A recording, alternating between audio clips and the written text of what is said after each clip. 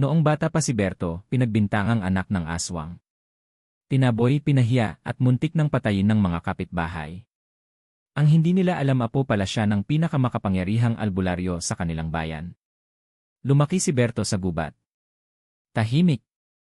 Nag-aral ng orasyon, agimat, at lihim na karunungan. Hanggang isang gabi, bumalik siya. Hindi para gumanti sa tao, kundi para protektahan sila sa isang nilalang na mas malupit pa sa aswang. Si Kalabranan, ang halimaw na gustong lamunin ang buong baryo. Mag-isa siyang lumaban. Sugatan. Pagod. Pero sa huling hininga isinaksak niya ang liwanag ng kanyang lolo sa puso ng dilim. Bumagsak ang halimaw. Naligtas ang bayan. At si Berto, namatay na may ngiti sa labi. At mula noon, tuwing gabi, tila may matang nagbabantay sa langit. Ang mata ng apo ng albularyo,